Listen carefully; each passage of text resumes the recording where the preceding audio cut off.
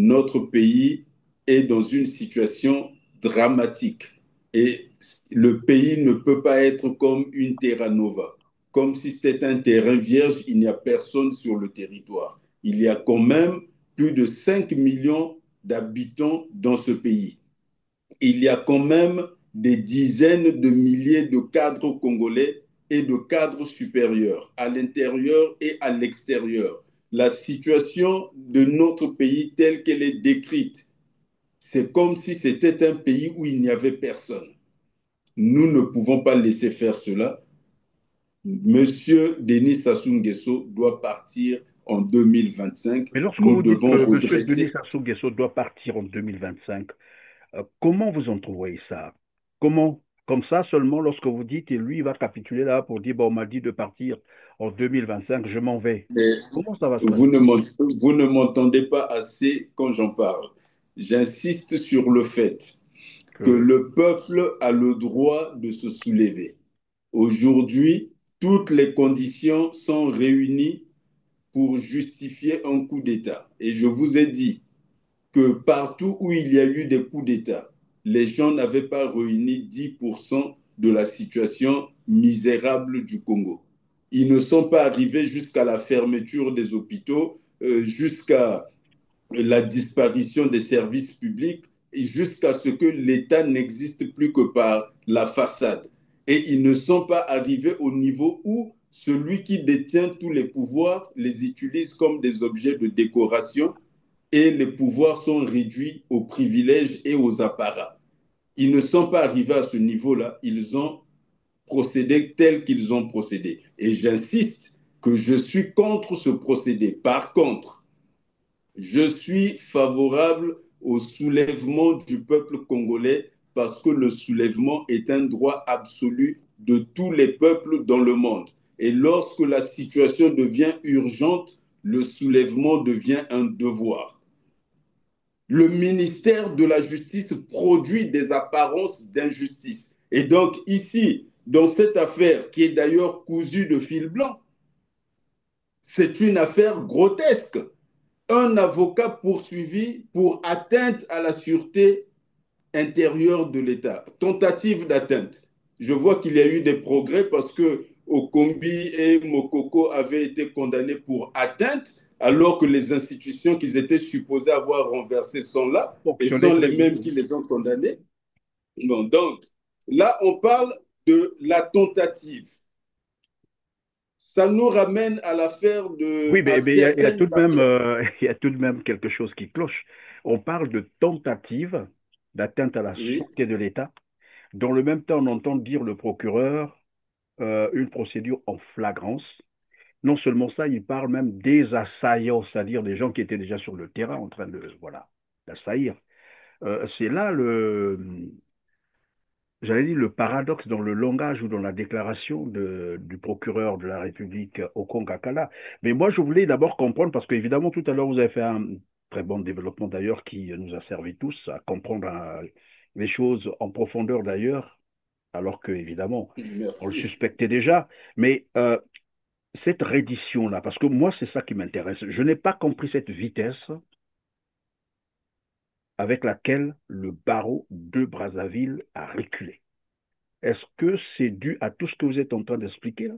C'est-à-dire qu'ils ont dû subir une pression du très haut pour vite reculer? Parce qu'on parle quand même ici d'un confrère qui se Euh, retrouve entre les griffes des prédateurs. nous, cette procédure est nulle parce que Maître Masuka a été gardé en garde à vue au-delà de la limite de temps légal.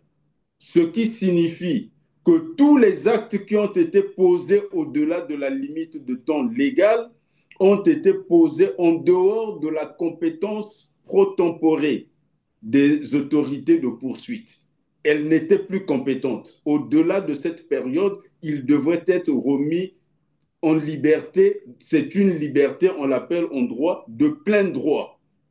Il avait regagné son droit à la liberté. Donc, les poursuites ne pouvaient plus être instituées. L'acte par lequel les autorités de la CID le remettre aux autorités de poursuite judiciaire est un acte qui est nul puisqu'il se fait en dehors de leurs compétences temporelles. Et d'ordinaire, lorsqu'une situation arrive avec ces caractéristiques de nullité absolue, parce qu'ici, ce n'est pas une nullité relative, c'est une nullité absolue. Si vous êtes dans un état de droit où on sait qu'un tel dossier sera rejeté, donc la procédure sera annulée, que fait le procureur? Il abandonne les poursuites. Il n'institue pas les poursuites. Ou s'il les a initiées, lorsqu'il se rend compte des causes de nullité absolue, il abandonne les poursuites.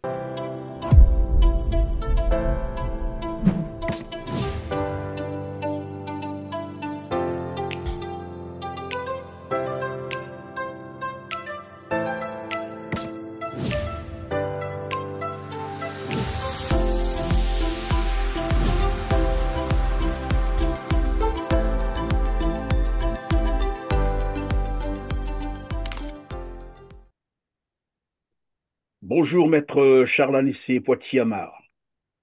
Bonjour, monsieur Perrin. Merci de vous joindre à nous pour commenter la situation socio-économique et politique, ainsi que les violations répétées et quasi permanentes des droits humains au Congo-Brazzaville.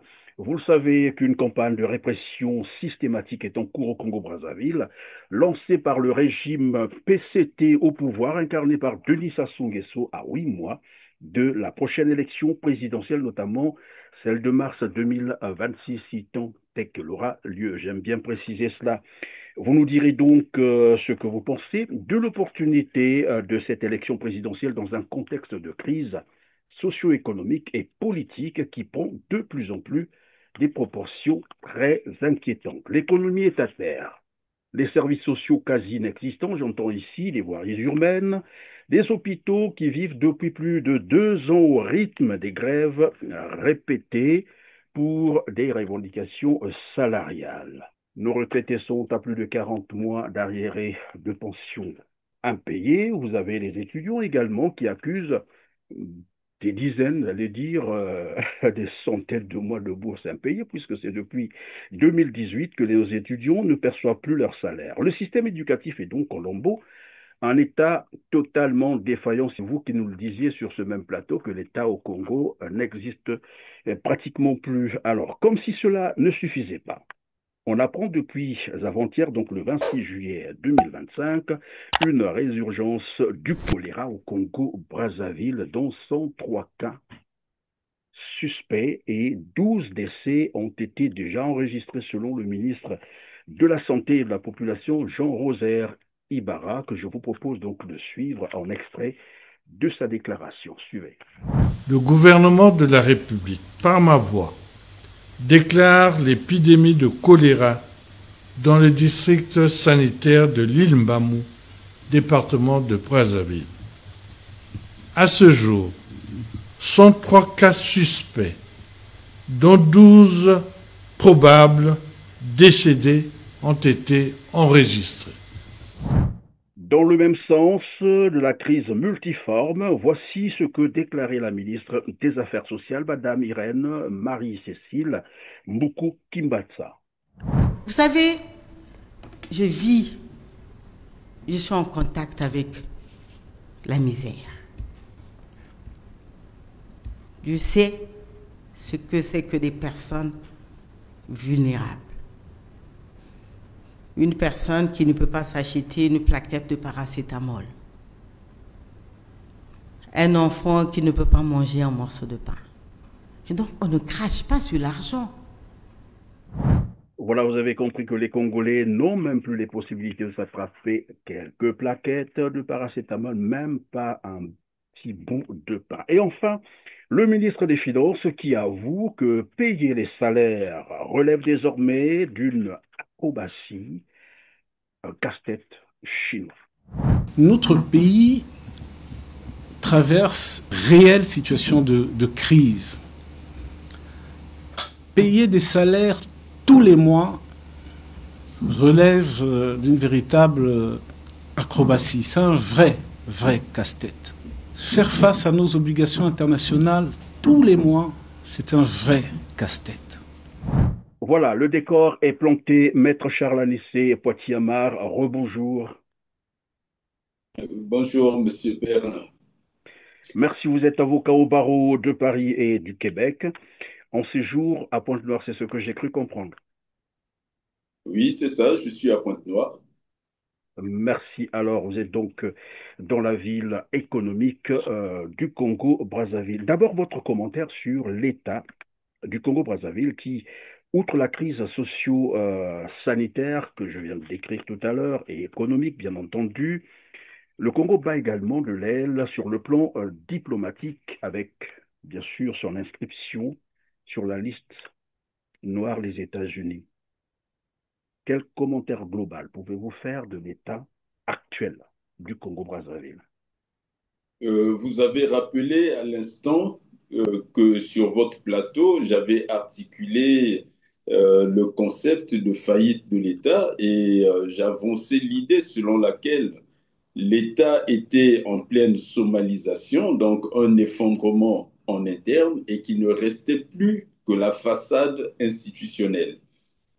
Ce que vous venez de montrer comme image, déclaration des personnalités du gouvernement, vient confirmer le fait que c'est tout ce qui reste d'État. Donc une façade, un gouvernement, un président de la République, un parlement, en tout cas des personnes qui revendiquent des pouvoirs d'État, mais qui dans la réalité ne les exercent plus. Donc, si vous prenez le président de la République lui-même, en décembre 2020, il déclarait que le budget d'investissement de l'État s'était effondré de 83%.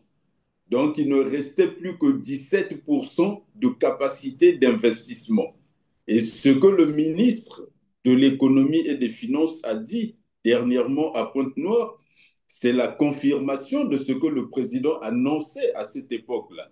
Donc, quand il disait qu'il ne restait plus que 17% de capacité d'investissement, le ministre est venu nous dire qu'il n'y a plus de capacité d'investissement. C'est tombé à zéro en réalité. Donc, notre budget d'investissement est inscrit pour la forme.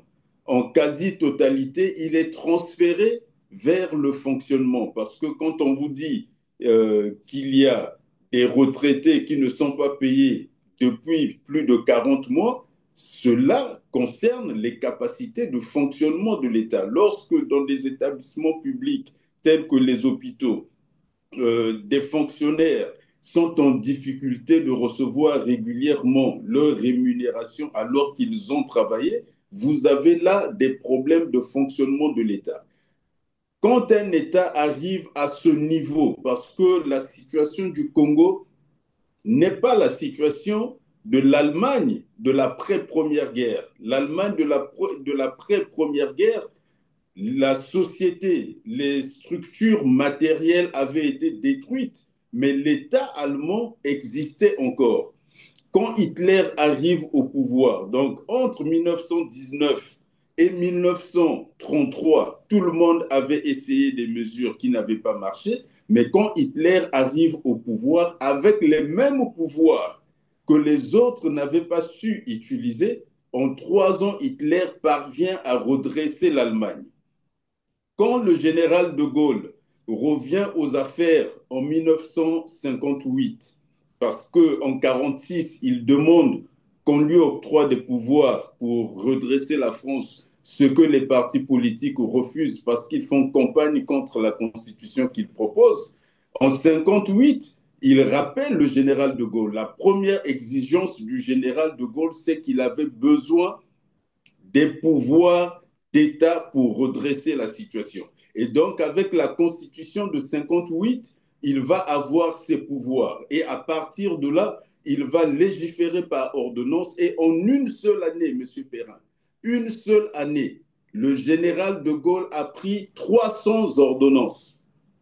La Constitution du Congo d'aujourd'hui ressemble trait pour trait à la Constitution de la France. Ça veut dire que les pouvoirs dont disposait de Gaulle en 1958, qui lui ont permis de redresser la France, M. Sassou Nguesso dispose de ces pouvoirs. Et depuis 10 ans, il est en train d'observer la société se désintégrer complètement. L'État s'effondrer complètement. Et savez-vous, de 2014 à aujourd'hui, donc ça fait 11 ans que la crise économique et financière a commencé à frapper de façon sévère. Souvenez-vous, en 2014, le budget de l'État congolais était à 4100 milliards de francs CFA.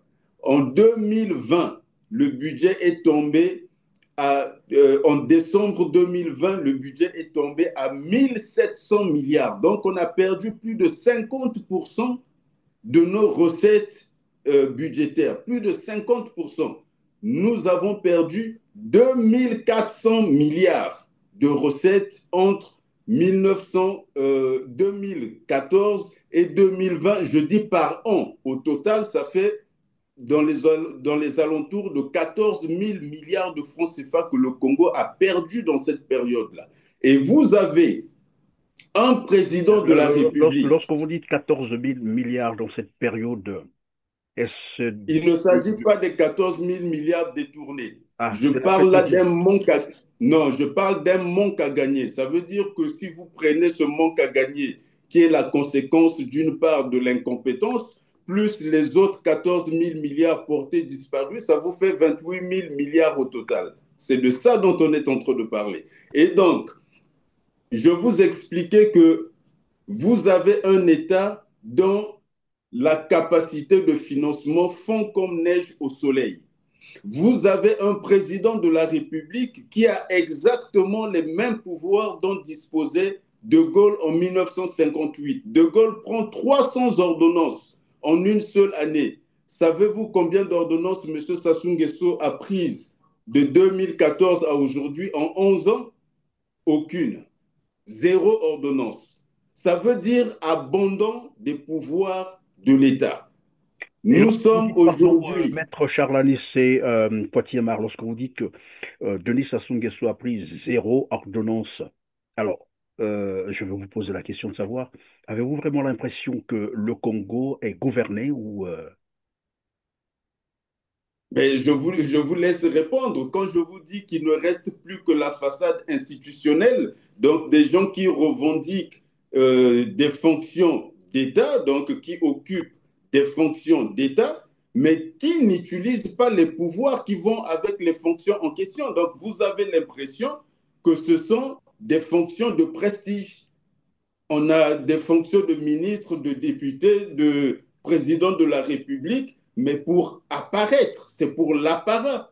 Mais les pouvoirs sont là, ils sont abandonnés. Donc, quand vous avez un personnage comme De Gaulle en une année qui vous prend 300 ordonnances, et vous avez un autre personnage à côté qui, en 11 ans, ne prend aucune ordonnance. Pourquoi il occupe la fonction? Donald Trump vient d'arriver.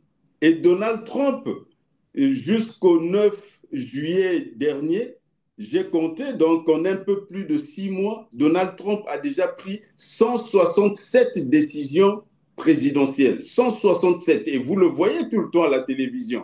Il signe des décisions tout le temps. Vous avez une situation, celle du Congo, ce n'est plus un drame, ça ressemble à une tragédie. Que nous en arrivions au point où les services publics n'existent plus. Il n'y en a plus un seul. Mais lisez la Constitution, il y a plénitude de dispositions, pléthore de dispositions de la Constitution. Pardon, maître Charles-Anissé Poitiers, lorsque vous dites que, bon, peut-être pas dire, hein, moi j'ai compris dans le développement que vous venez de faire que finalement le Congo n'est pas gouverné. Et là, on a en droit de se poser tout de même la question si ce n'est toujours pas dans la logique d'une colonie dirigée à l'extérieur. Je ne me pose pas la question de cette façon parce qu'il n'y a aucune raison que le Congo soit le seul pays qui serait dans cette condition coloniale. Nous ne sommes pas la seule ancienne colonie française. Il y en a plusieurs. Et toutes les anciennes colonies ne se trouvent pas dans la situation dramatique du Congo. Et si le Congo se trouve dans une situation générale ressemblant aux anciennes colonies, par exemple en ce qui concerne la monnaie, De ce point de vue, c'est un trait commun, c'est un dénominateur commun. Mais lorsque nous avons une situation qu'aucune autre ancienne colonie n'a, on ne peut pas indexer l'ancienne puissance coloniale. Les responsabilités sont à rechercher au niveau de ceux qui occupent les fonctions Oui, publiques. mais Parce que qu'est-ce qui peut expliquer que le Parti congolais du travail, qui est au pouvoir évidemment, puisse se comporter de la sorte au point où le pays n'est plus gouverné? Et quelqu'un se posait d'ailleurs la question sur ce même plateau, s'il y avait encore un commandant à bord de cet avion. Je me rends bien compte de la réalité que le Congo, c'est-à-dire c'est un navire qui navigue à vue désormais. la réponse que je vous donnerai à cela concerne tous les Congolais, pas seulement le Parti congolais du travail. Le Parti congolais du travail, en premier lieu, certainement, parce que c'est de lui que se réclame M. Sassou Nguesso. Mais le Parti congolais du travail est la première victime de M. Sassou Nguesso, parce qu'il se réclame de ce parti, il est le chef de ce parti, mais quand il va à l'élection en tant que candidat indépendant sous le label de l'éléphant. Mais ça aussi, c'est Souvenez-vous-en. une escroquerie politique alors. C'est ce que je vous dis, que le Parti congolais du travail est lui-même aussi une victime de cette situation. Et pourquoi le parti en est arrivé là? Mais parce que le Parti congolais du travail n'a plus les personnalités d'antan. Souvenez-vous que c'est au sein de ce parti, avant même que ça ne se passe au niveau de l'État, c'est au sein du parti qu'on a fait les premières épurations.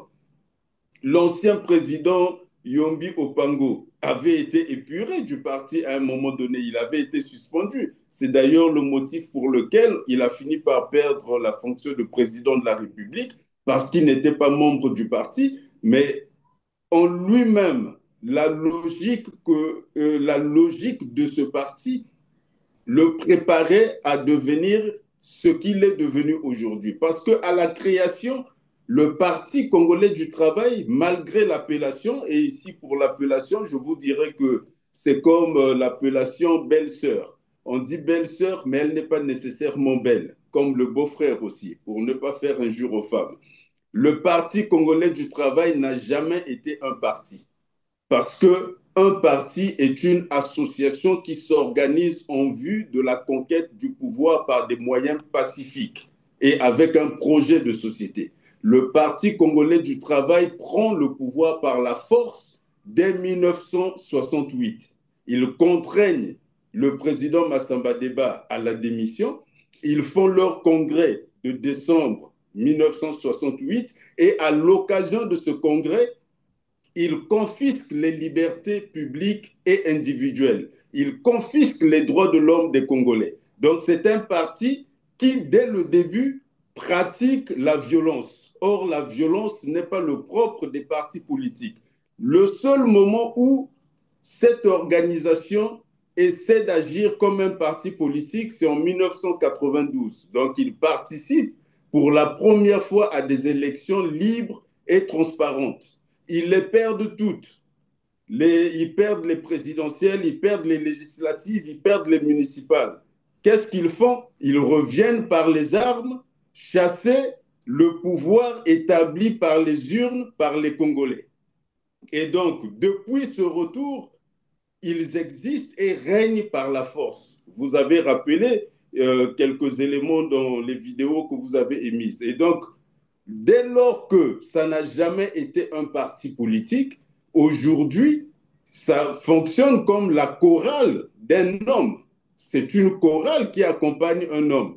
Il n'y a plus de En capacité sorte, de si je vous ai bien discussion compris, interne. maître Charles Anissé Poitiers-Mar, le PCT n'est qu'une façade qu'un homme se sert pour ben voilà, des intérêts inavoués. Je veux parler ici de Denis Sassou Nguesso, qui utilise en fait ce que vous appelez, bon voilà, vous avez dit que ce n'est même pas un parti, ça ne ressemble pas à un parti, ben, je ne sais pas comment on va appeler ça. Et donc, il y a un monsieur, il y a quelqu'un qui se sert de cette façade qui en réalité n'est pas un parti pour probablement, voilà, à des fins, est-ce qu'il faut appeler ça politique? Est-ce que ce qui se fait au Congo, en fait, c'est pas J'ai de la politique utilisé, aussi? j'ai utilisé l'expression qui correspond, c'est une chorale qui accompagne un homme. Vous le voyez dans leur attitude, ils acclament tout ce qu'il dit, ils reprennent ses expressions en chœur et aucune autorité dans le pays ne s'exprime sans dire comme le président de la République a dit. Donc c'est une Selon chorale. la volonté du président de la République. Voilà, on est dans cette logique-là. Et toutes les fois qu'il y a eu des tentatives de comportement d'un parti politique, donc où des personnalités internes ont essayé d'instaurer le dialogue, ça leur en a coûté. Souvenez-vous du cas de Lekunzu, qui s'était opposé à la refondation qui avait pour but de dénaturer cette organisation qui s'appelle Parti congolais du travail. Souvenez-vous de André Okombi-Salissa. Son seul tort, c'est d'avoir essayé de faire entendre à ses compagnons, à ses camarades, que nous avons dit au peuple congolais que nous revenions pour rétablir la démocratie. Si nous modifions la Constitution, pour nous maintenir au pouvoir, nous aurions à ce moment-là manqué à notre parole. Et donc, faisons une alternance, quitte à ce qu'elle soit interne, mais faisons une alternance. Où se trouve André Okombi-Salissa? Il est en prison. Et qu'est-ce que le PCT a fait? Ils ont modifié la Constitution dans le sang. C'est ce que je vous ai dit dès le début. C'est une association violente. Donc, lorsqu'ils se sont trouvés dans l'impossibilité de maintenir le chef d'orchestre au pouvoir, ils ont violé la Constitution dans le sang. Et la question que vous posiez tout à l'heure, je disais au premier chef, une responsabilité pour les hommes du PCT qui aujourd'hui ne font plus la différence entre l'homme et la patrie. Parce que s'ils sont engagés politiquement, il devrait leur rester un tant soit peu de sentiments patriotiques. Ça veut dire qu'il y a des choses qui, au Congo aujourd'hui, sont inacceptables, qu'il n'y a aucune voix, mais absolument aucune, à l'intérieur du PCT pour dénoncer ces choses-là. Quant aux Congolais, c'est notre responsabilité collective. Et beaucoup de personnes dans la diaspora et de plus en plus à l'intérieur du Congo sont en train de prendre leurs responsabilités. En ce qui me concerne, vous parliez d'élections tout à l'heure. J'ai dit sur votre plateau déjà, et je le réitère, il n'y aura pas d'élection sauf à se tromper sur le sens des mots. Et ce que disait Albert Camus en l'occurrence... il n'y aura pas... Permettez-moi de finir. Permettez-moi de finir. Oui. Ce que disait Albert Camus en l'occurrence sur les mots, c'est que mal nommer les choses, c'est ajouter à la misère du monde. Donc, si vous appelez élection une chose qui n'est pas une élection, vous ajoutez à la misère des Congolais. Et c'est ça le projet. Donc, c'est sciemment que l'équipe qui confisque les pouvoirs d'État aujourd'hui sans les exercer appelle élection une chose qu'ils savent ne pas être une élection. Et oui, il appartient à la classe politique de prendre ses responsabilités. Oui, pardon, maître Charles-Anissé Poitiers-Amar, lorsque vous dites qu'il n'y aura pas élection, et tout à l'heure vous reprécisez, en reprenant bien sûr Albert Camus qui disait « mal nommer les choses, c'est ajouter le malheur dans le monde ». Et lorsque vous dites qu'il n'y aura pas élection, à quoi vous faites concrètement allusion? Est-ce parce que celle qui va encore se tenir en mars 2026 n'est qu'une élection factice, ou il n'y a jamais eu élection parce que Denis Sassou Nguesso n'organise jamais des élections, si ce n'est voilà, des façades d'élections pour conserver le pouvoir? Ou encore, il n'y aura pas élection parce que les Congolais ne l'admettront pas ou ne l'accepteront pas. Oh, je reprécise que c'est le régime en place qui parle de la tenue d'une élection. Et ils appellent élection une chose qu'ils savent ne pas être une élection. Donc, ils nomment mal la chose et ils le font sciemment. C'est en leur âme et conscience qu'ils appellent élection ce qui n'en est pas une. Et en le faisant ainsi, ils ont un projet pour le peuple congolais c'est prolonger la situation actuelle. Et quand Camus parlait de misère, c'est prolonger la misère actuelle. Et par rapport à cela, je disais que les responsables politiques congolais doivent s'assumer. On ne peut pas laisser un pays aller en vrille, se revendiquer de la politique et ne rien faire. Et de surcroît, entonner même le chant du système consistant à parler d'élections. Je reste surpris, pantois, devant les personnalités des personnalités politiques qui se réclament de l'opposition et qui parlent de la participation à une élection. Donc ces gens-là aussi contribuent à mal nommer les choses dans l'entendement des Congolais et sont donc partie prenante à la mascarade qui se prépare. C'est pour cela que je dis, puisque me concernant, je ne suis pas un militaire et je suis foncièrement opposé au coup d'État. Parce que je pense que lui aussi ajoutera à la misère des Congolais. Je suis partie prenante du soulèvement pacifique des Congolais, parce que le soulèvement est un droit. Tous les peuples du monde ont le droit de se soulever lorsqu'ils sont exposés à l'oppression. Et la situation du peuple congolais aujourd'hui, non seulement que c'est une situation dans laquelle un coup d'État serait parfaitement justifié, parce que partout en Afrique où il y a eu des coups d'État, la situation n'atteint pas le 10% de ce qui se passe au Congo. Ça veut dire que si la même chose se passait dans les pays où il y a eu des coups d'État, il y aurait eu un coup d'État ici depuis longtemps. Il n'y en a pas, certainement, à cause du facteur congolais.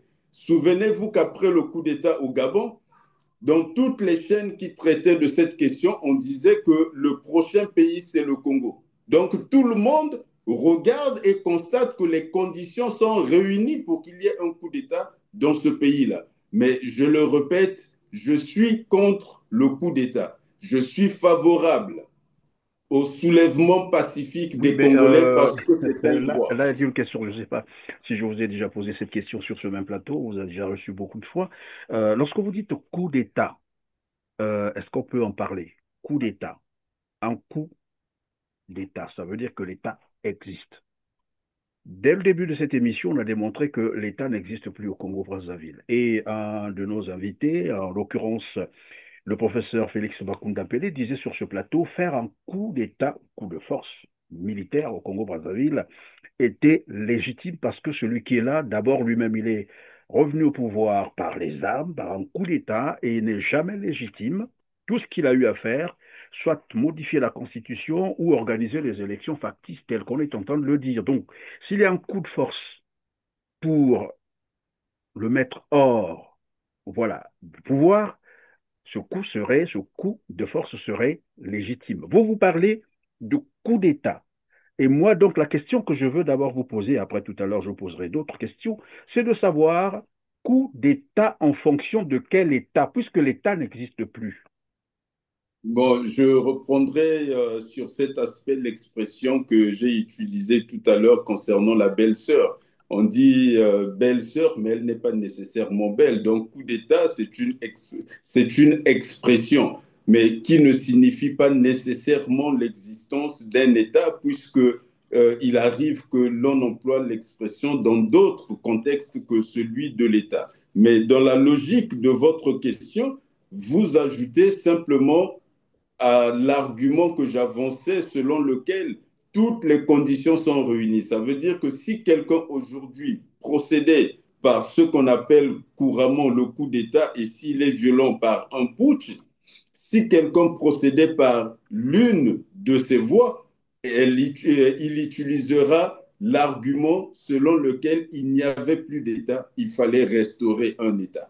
Une communauté ne peut pas vivre sans État. Aujourd'hui, nous sommes une population en errance, une population abandonnée à elle-même sur un territoire. C'est une population, plus de 5 millions de personnes, environ 6 millions de personnes sur un territoire sans aucun service public. Les personnes qui détiennent les pouvoirs de l'État ne les exercent pas. Le président de la République en premier lieu. Donc, c'est un spectateur de la situation. Vous connaissez l'histoire de Néron qui avait mis le feu à Rome et avait appelé des gens pour leur demander d'observer le spectacle, comment c'était beau de voir les flammes dans Rome la nuit. Et là, vous avez l'impression d'assister à cela. On a mis le feu à la ville et on assiste au spectacle. Parce que l'économie, M. Perrin, s'est effondrée. L'économie congolaise s'est effondrée. Vous n'avez plus de capacité d'investissement. Le ministre des Finances l'a dit et a décrit tous les autres mots. Le ministre de la Coopération a répété sur plusieurs plateaux qu'il n'y aura jamais un front d'investi au Congo tant qu'on n'aura pas amélioré le climat des affaires. C'est le ministre de la Coopération qui le dit. Donc, il dit qu'après 4 ans de circulation à travers la planète à la recherche de financement, après 4 ans, tout le monde lui a fait savoir qu'ils ne peuvent pas venir dans notre pays parce que le climat des affaires n'est pas favorable. Et quand on parle du climat des affaires, c'est quoi? C'est d'une part le droit, mais aussi les autres aspects de sécurité. Donc, les voies les plus autorisées de l'État nous disent que l'État est en faillite. Le président nous dit qu'il a perdu sa capacité d'investissement. Les ministres de la Santé, toutes les vidéos que vous avez fait passer nous disent que les gens ne peuvent même pas acheter des comprimés pour se soigner. Le ministre de la Coopération nous dit l'argent ne viendra pas. Alors, tout l'argent du pays sort, vous en parlez souvent, il se trouve dans des comptes offshore. L'argent de l'extérieur ne peut pas entrer dans le pays. Mais c'est un désert, c'est un enfer pour les affaires. C'est un enfer pour les affaires. Et si à l'intérieur, on n'investit pas, l'extérieur ne peut pas investir non plus. Ça veut dire que le chômage augmente de façon mécanique.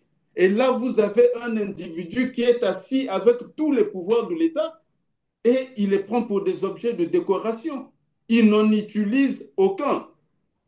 Et c'est un scandale. Et donc, face à cette situation, les Congolais ont absolument le droit de se soulever. Monsieur Sassou Nguesso devrait prendre ses responsabilités et se dire, face à toute cette situation, d'un point de vue technique, d'un point de vue mécanique, dans l'ensemble, effectivement, je n'arrive plus à faire avancer la machine. On va faire appel aux nouvelles compétences, je me retire de la fonction. Évidemment, il faudra voir le cas de son statut pénal parce que c'est l'une de ses préoccupations. Il faudra régler cette affaire-là, mais qu'il puisse laisser les Congolais prendre un nouveau départ et qu'on puisse prendre Oui, mais l'envol. malheureusement, c'est un langage que Denis Sassou Nguesso ne semble pas comprendre. Et là, il est déjà sur le terrain, en pleine campagne. On l'a vu, le PCT avec voilà tout ce qui va. D'où Ça la veut dire que pour le nécessité du président, soulèvement, d'où la nécessité du soulèvement. Et moi, j'insiste, il doit partir en 2025. Et nous allons nous mobiliser de façon pacifique pour le faire partir en 2025. et si jamais il ne partait pas avant 2026 et qu'il aille jusqu'à son élection qu'il veut organiser, qu'adviendra-t-il? Quelles pourront être les conséquences? Mais la situation, l'avenir, vous soulevez là une hypothèse, c'est une question d'avenir et je n'ai pas de boule de cristal pour lire ce qui se passera à ce moment-là. Quels sont les acteurs qui vont se jeter dans la mêlée parce que Non, mais moi, l'exigence de son départ.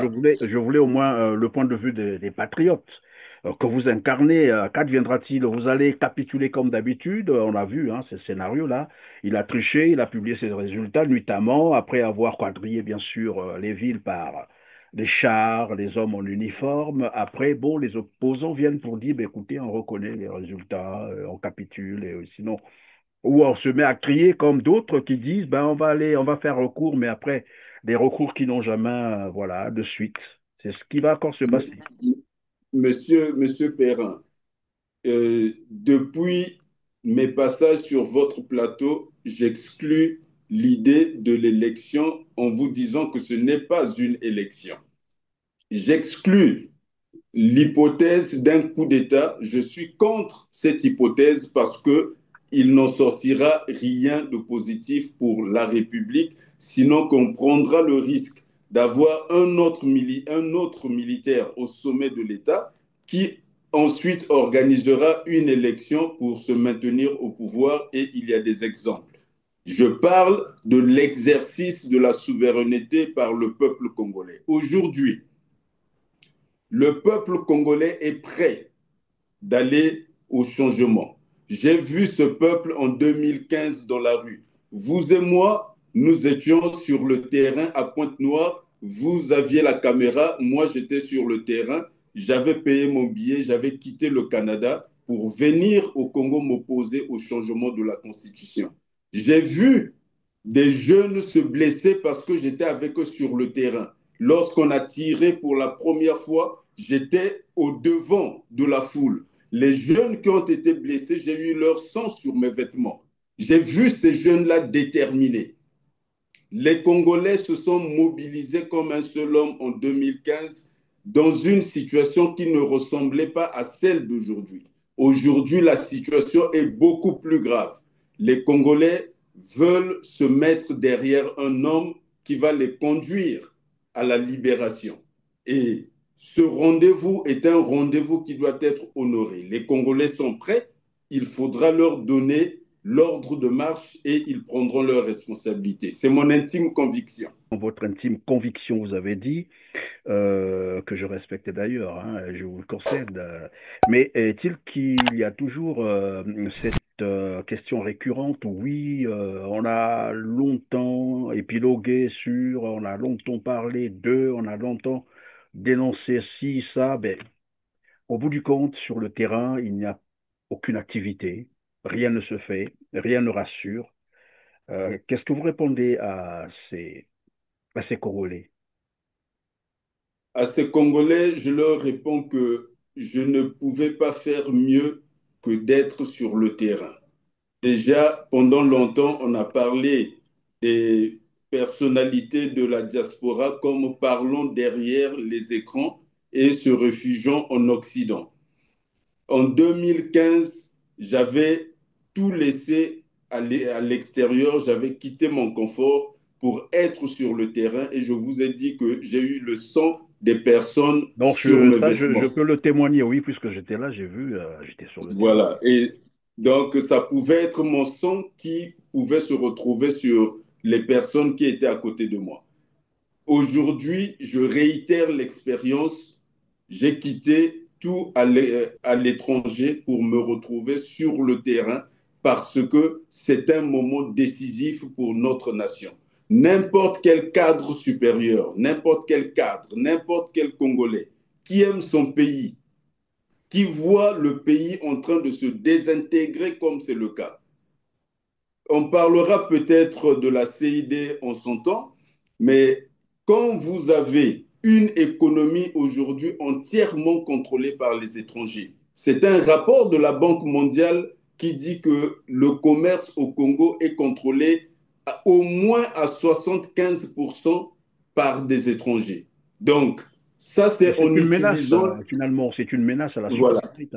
c'est en utilisant les instruments de sondage économique qu'ils arrivent au chiffre de 75%. Mais la réalité, c'est plus de 90% de notre économie qui est contrôlée par les étrangers. On le voit lorsqu'il y a la Tabaski, que la communauté ouest-africaine va faire la fête, tout le Congo est paralysé. Il n'y a pas une seule ville qui est active. Tout le Congo est paralysé. Lorsque quelqu'un de ces communautés est touché et que ces personnes décident de faire une grève, tout le Congo est paralysé. C'est une question de sécurité nationale. Et vous avez comme ça un enchaînement de dossiers dans lesquels il y a une très forte sensibilité de sécurité nationale. Et je vous rappelle encore qu'il n'y a plus de service public. Il ne reste plus qu'une façade institutionnelle et ceux qui tiennent la façade n'exercent pas les pouvoirs conséquents. Comment peut-on rester inactif face à une telle situation? Il n'y a aucun pays au monde qui est dans cette situation en ce moment. Même Haïti, où Il y a eu des affrontements où il y a eu des gangs qui ont essayé de s'emparer de l'appareil de l'État. Il y a une résistance de la renaissance de l'État haïtien. La Somalie est en pleine recomposition en ce moment. Elle essaie de renaître. En Libye, il y a des conflits, mais l'État essaie d'exister. Il résiste. Au Soudan, c'est pareil. Le Congo aujourd'hui est un cas unique sur la planète. Et s'il y a des Congolais qui aiment leur pays, ils doivent être prêts à se soulever pacifiquement et à faire partir Oui, Sassou mais Nguesso j'ai en bien envie de 2025. savoir qu'est-ce qui peut faire que les Congolais ne perçoivent pas ce danger que vous êtes en train de décrire, curieusement. Parce que lorsqu'on est au Congo, c'est ce que j'ai cru comprendre par des amis qui sont sur place, des correspondants, ils vous disent, ben, c'est calme, tout le monde. Ben, finalement, on s'habitue, comme qui dirait le syndrome de Skolton, finalement. On adule même son bourreau, on pense que tout va bien et qu'on peut continuer à vivre comme ça. Qu'est-ce qui peut faire que les Congolais ne perçoivent pas les choses telles que vous êtes en train de les décrire? Je ne parlerai pas du syndrome de Stockholm parce que je ne crois pas que les Congolais soient en amour avec le régime en place Ben, on les et voit, son les chef. jeunes, en train d'aduler voilà, leur bourreau, le dictateur de Brazzaville, en train de l'acclamer, le suivre un peu partout. On voit des images, hein. Après, on ne peut Non, rien en faire, mais ce ne sont pas des jeunes Congolais qui font ça. Je ne leur retire pas leur nationalité, mais je dirais que ce sont quelques misérables, des personnes qu'on a plongées dans la misère et on leur offre un bout de pain. Et évidemment, il y a un exemple qui est souvent pris, qui avait été pris par Malcolm X, qui disait que si vous avez un homme dans le désert qui a soif, vous lui apportez l'eau la plus sale possible, il ne va pas regarder la couleur de l'eau, il va la boire. Mais si vous lui donnez deux verres, un verre d'eau potable et un verre d'eau sale, il choisira le verre d'eau potable. Donc, quand on donne un verre d'eau sale à des gens qui sont dans le désert, qui ont soif et qui se précipitent à le boire, ça ne peut pas surprendre. Qu'un jeune qui reçoit un billet aille applaudir sans sincérité, ça ne peut pas surprendre, c'est même une stratégie de survie. Cependant, ce que vous qualifiez tout à l'heure d'inactivité ou encore d'inaction plutôt des Congolais, je me l'explique par le phénomène social qui est souvent exposé par l'analogie à la situation du crapaud ou de la grenouille. Le crapaud aime la chaleur, il aime l'eau tiède. Et il a été expérimenté que si vous le mettez dans une eau tiède, il se sent très bien. Si vous continuez à augmenter la température, il se sentira encore mieux. Et plus vous augmenterez la température, il ne sentira plus la différence de l'augmentation de la température. Il ne sentira plus cette différence-là. Et jusqu'à ce que mort s'en suive, il ne réalisera pas qu'il est en train de mourir. Et donc pardon, la vous êtes en train de situation, dire que finalement les Congolais sont arrivés là, jusqu'à ce point-là. Mais, mais les Congolais en sont là parce que les choses sont allées crescendo. Ils sont passés d'un drame à un autre. D'abord, ils sont sortis de guerre. Lorsqu'un peuple est sorti de guerre, il est prêt à tout accepter. Et à partir de la sortie de la guerre, il y a eu un enchaînement de faits. Dans ce pays, on a accepté, on a toléré des choses qui sont inacceptables. Le nombre de morts qu'il y a eu dans les commissariats, et que ça passe comme une lettre à la poste. Vous n'avez pas de pays où ça se produit ainsi. Il y a eu des phénomènes des personnes. On a atteint un niveau de cruauté ici. Vous avez dû voir ces images des agents des forces de l'ordre avec des outils métalliques qui étaient en train de détruire les jambes, les genoux des jeunes hommes. Et ces gens n'ont pas été punis. Donc, quand vous avez vécu ces choses à un certain moment, vous commencez à trouver normal ce qui est anormal. Je vous raconte une anecdote pour terminer. La première fois que je me rends au Cabinda, ça devrait être en 1994. À l'époque, le Cabinda est encore une région en guerre. Et moi, je suis curieux d'aller voir cette région, de voir comment les choses se passent là-bas. J'ai tellement entendu parler de ça dans mon enfance. Alors, j'y vais avec des amis cabinets et un jour, nous nous rendons dans un restaurant. C'est une toute petite ville où tout le monde se connaît. Il y a quelqu'un qui arrive, entre dans le restaurant très inquiet, en train de dire en portugais, mais c'est pas normal, mais c'est pas normal. Et les gens se demandent, mais qu'est-ce qui n'est pas normal? Il dit, mais vous vous rendez compte, ça fait 3 jours. Il n'y a pas eu un seul coup de feu. Ça veut dire qu'il y a quelque chose qui se passe dans la ville. Et tout le monde dans le restaurant a paniqué. On m'a dit, il faut partir. Nous avons tous vidé le restaurant. Pourquoi? Parce que pendant 3 jours, il n'y avait pas eu un seul coup de feu. Donc, la normale était devenue normale pour eux. Et moi qui venais des pays étrangers où j'avais toujours été en paix, j'ai gardé ce souvenir qui était presque traumatisant pour moi, que les gens aient peur de la paix. Et la situation du Congo ressemble à cela. Les Est-ce gens que ça se veut sont dire tellement qu'on est là en habitués à train ce qui de... est anormal qu'ils ne voient plus la Oui, différence. est-ce que ça veut dire que nous sommes en train, ou les Congolais, sont en train de s'acheminer vers un suicide collectif? C'est pour ça que les cadres que nous sommes devons réagir, parce que le peuple, c'est pour ça qu'on parle des cadres, et même des cadres supérieurs. Ils doivent prendre leurs responsabilités, c'est à eux d'avoir la vision, d'exposer les choses et de montrer le chemin. Les cadres doivent prendre leurs responsabilités. Il y a beaucoup de cadres très compétents à l'étranger, il y en a nombreux à l'intérieur. Il nous faut une conscience patriotique pour nous adresser à notre peuple et dire que cette situation doit s'arrêter. Ce n'est pas parce qu'une poignée d'hommes en armes entre dans la République que nous allons abdiquer tous les droits et que nous allons enterrer la République. La République doit renaître et c'est le devoir des responsables politiques de se dresser contre la faction armée. Les armes doivent se taire et se retirer de la cité. La civilisation doit reprendre droit de cité.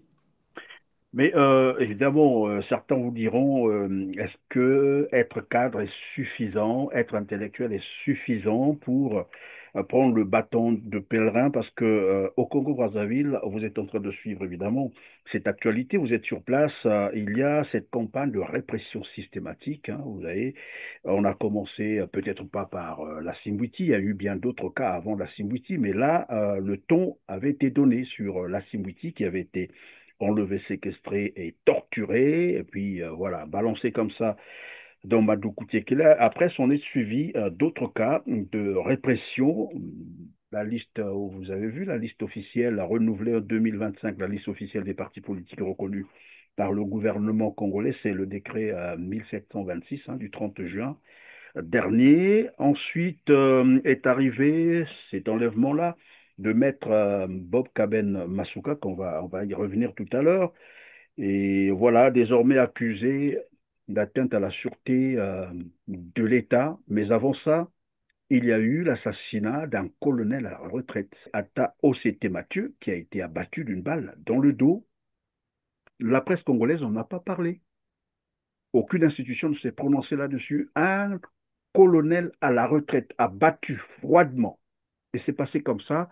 En fait, tout ça, ce sont des signaux qu'on commençait à envoyer pour dire, ben, écoutez, à l'approche de l'élection présidentielle, s'il faut appeler ça comme ça, parce que vous avez dit tout à l'heure, nommer ou mal nommer les choses, c'est ajouter le malheur dans le monde. Et donc, je disais, est-ce que être intellectuel ou cadre suffisait pour prendre le bâton de pèlerin au Congo-Brazzaville face à cette répression? Ou peut-être que c'est le Il y courage a aussi qui manque. et le courage politique, bien sûr qu'il faudrait l'avoir. Je vous aurais cité Régis Debray, qui disait que l'homme d'État doit vouloir les conséquences de ce qu'il veut. Vous ne pouvez pas vouloir du changement dans une situation comme la nôtre et ne pas être prêt à assumer les conséquences qui vont avec. Il peut tout arriver, et tout peut arriver parce que nous avons affaire à un système, je l'ai rappelé maintes fois, qui a été chassé par les urnes. C'est un homme qui a été chassé par les urnes et qui est revenu par la guerre et se maintient par les armes. Voilà la situation que nous avons. Et il faudrait trouver une solution pour qu'il puisse partir de ses fonctions. Je parlais du statut pénal du président de la République parce que il faut ici faire preuve de beaucoup de doigté politique parce qu'il faut trouver un compromis à la limite à la sud-africaine. Nous ne sommes pas loin de cette situation. J'ai parlé sur votre plateau de l'apartheid ethnique. Et donc, on a des aspects de ressemblance avec l'Afrique du Sud de l'apartheid. Et comment ils sont sortis de cette situation? Par l'engagement des cadres qui ont pris leurs responsabilités, qui ont assumé le courage politique de dire que cette situation ne pouvait pas durer. Vous ne pouvez pas être une situation où une minorité armée domine l'immense majorité et organise une république de l'apartheid. Ce n'est pas possible. Le Congo se trouve dans cette situation. Et avec un système de l'apartheid, il n'y a pas de compromis parce que le système de l'apartheid doit prendre fin.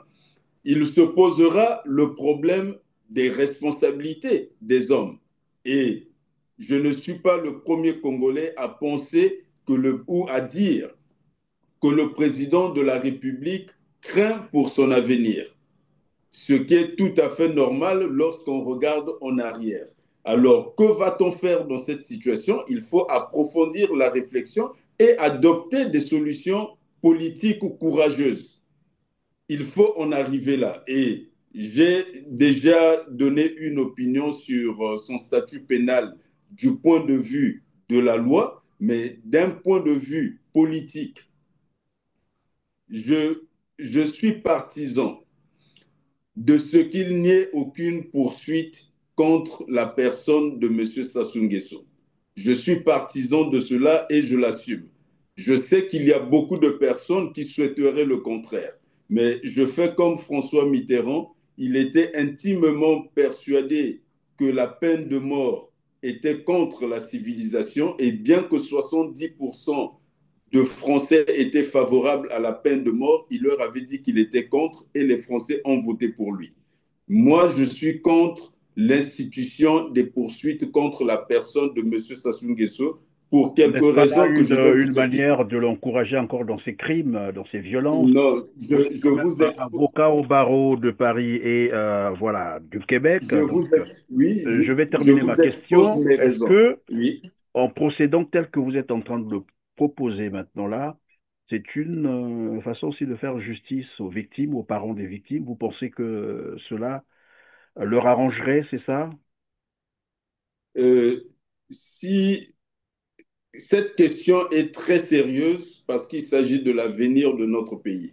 Et je souhaiterais que vous puissiez me laisser y répondre de façon concrète. Je vous rappelle d'abord l'aspect juridique. On l'avait déjà abordé, mais je le rappelle. Je vous rappelle que les articles 95 et 96, de mon point de vue et dans la perspective des sciences juridiques, c'est un régime pénal exorbitant du droit commun. Ce n'est pas un régime qui serait acceptable dans n'importe quelle société libre et démocratique. Donc ce régime-là, il sera confronté à l'expérience des faits, à la réalité des faits, parce que ce sont des articles qui n'ont jamais été interprétés et ils ne seront interprétés que dans l'éventualité des poursuites contre la personne de l'actuel chef de l'État. Maintenant, après que j'ai fait cette clarification juridique, je fais la clarification politique.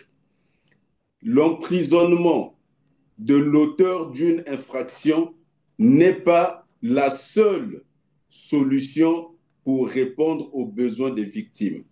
C'est pour cette raison qu'en droit pénal, les victimes n'ont pas le droit de faire appel des décisions pénales. Elles n'ont le droit de faire appel que de l'aspect civil.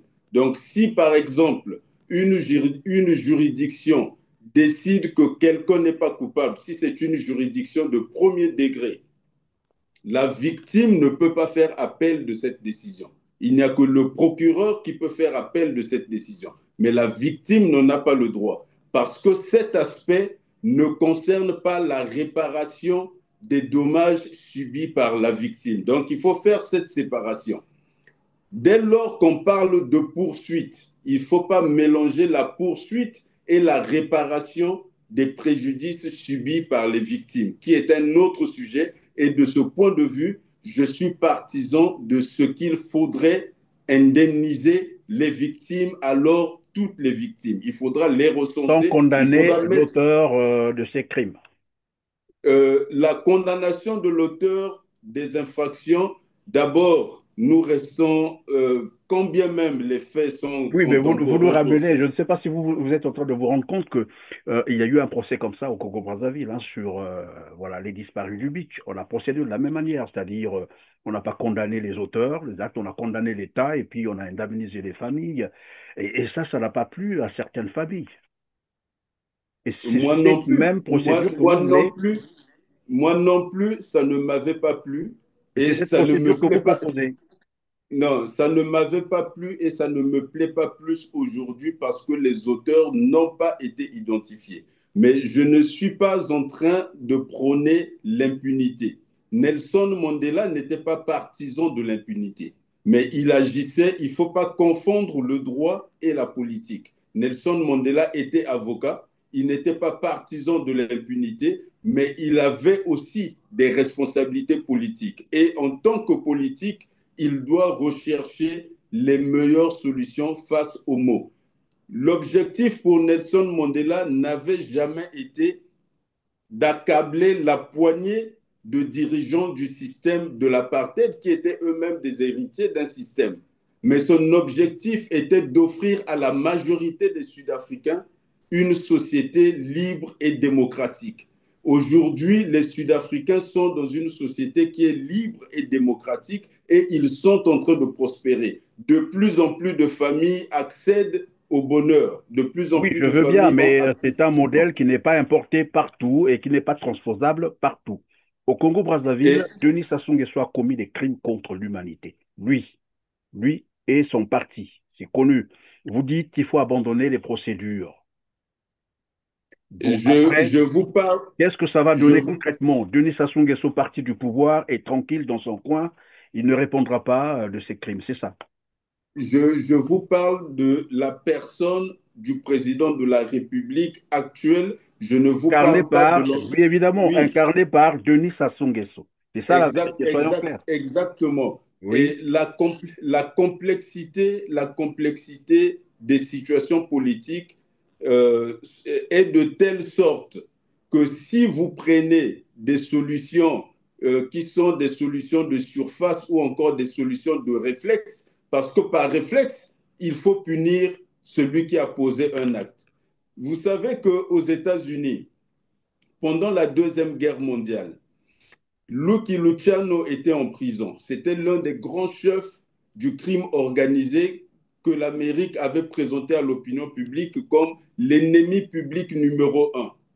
Mais lorsque l'Amérique s'est rendue compte que pour vaincre les nazis, les fascistes de Mussolini, pour les vaincre, l'Amérique avait besoin de l'organisation de la mafia en Italie parce qu'ils avaient une toile qui contrôlait l'ensemble du territoire. Mais le chef de cette organisation se trouvait en prison aux États-Unis et il était condamné à des peines incompressibles. Le président Roosevelt a pris la décision de libérer Lucky Luciano et d'ordonner qu'il quitte le territoire américain et que le seul endroit où il pouvait se rendre, c'était l'Italie. Il s'est rendu en Italie, c'est de là-bas qu'il a rendu à l'Amérique le service qui était attendu. Jusque-là, Laissez-moi terminer. maître Charles Anissé Poitiers-Amar, jusque-là, moi, je vous comprends. Très bien. On va prendre tous ces exemples pour tenter d'expliquer ce qui se passe au Congo. Je veux bien, il y a encore un autre exemple, hein, très Non, récent, c'est l'actuel. c'est pour Oui, expliquer je vais qu'il ne terminer ma faut pas question. mélanger le droit et la politique. Mais naturellement, ça, je comprends. Il y a encore un dernier exemple, c'est l'homme fort actuel de la Syrie, qui était pourtant fiché comme voilà, un terroriste, mais Voilà. désormais, bon, voilà. Mais je C'est une reviens sur le solution politique. Congo-Brazzaville. Oui, tout ça, c'est bien. Mais moi, je veux comprendre votre démarche. Donc vous Mais dites, Monsieur il Perrin, faut, si, c'est dû à quoi peut-être que dans concrètement? Laisser votre... Denis Sassou Nguesso partir et puis bon, voilà, abandonner les poursuites contre Denis Sassou Nguesso, ça je comprends, ce que vous êtes en train de vouloir dire, que je ne partage pas, il faut que je vous le dise. Mais après, ça veut dire quoi? Tous les présidents qui vont suivre après Denis Sassou Nguesso, eux aussi bénéficieront des mêmes mesures ou seul Denis Sassou Nguesso? Mais Monsieur Perrin, il ne vous a pas échappé que le président Jacob Zuma a été poursuivi par la justice sud-africaine et il a été condamné. Donc, les mesures qui avaient été prises en faveur des anciens dirigeants de l'apartheid, notamment Frédéric de Klerk, ces mesures-là ne se sont pas étendues ad vitam aeternam pour tous ceux qui ont occupé la fonction présidentielle. Donc, ça répond à votre question. Mais ce que je vous dirais encore sur le plan strictement politique, nous avons, nous sommes l'un des rares pays au monde qui n'a pas d'ancien chef d'État. Nous sommes l'un de ces rares. Est-ce que le souhait, et je vous dis que pour être chef d'État, concernant la personne de M. Sassou Nguesso, cela fait une quarantaine d'années qu'il exerce la fonction, donc il a une expérience sans pareil aujourd'hui en Afrique. Il a un carnet d'adresses sans pareil. Si nous ne parvenons pas à nous libérer jusqu'à présent, c'est notamment en raison de tout cela. Est-ce que le seul projet que peut avoir le Congo aujourd'hui, donc quand on vous dit qu'il n'y a plus de services publics, l'État n'est plus qu'une façade, la crise économique a atteint des proportions telles que nous n'avons plus de capacité d'investissement. Tous les étrangers fuient notre territoire. Le taux de chômage avoisine les 60%. Le commerce intérieur est contrôlé à plus de 75% par les étrangers selon la Banque mondiale. Et la seule priorité de la nouvelle équipe dirigeante du Congo serait de mettre le seul ancien chef d'État que vous avez en prison et ça règle tous les autres problèmes que je viens de mentionner. Je ne pense pas que ce soit une Oui, mais panacée.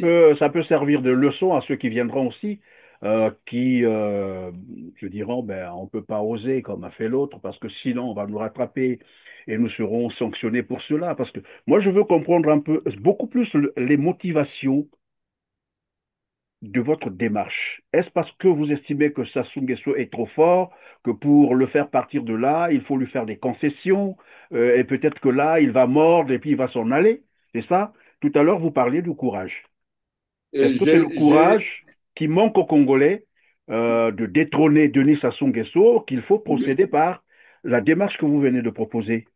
Carrément, il faut s'armer du oui, courage, le faire partir, l'arrêter et le mettre devant la barre. Monsieur Perrin, Oui.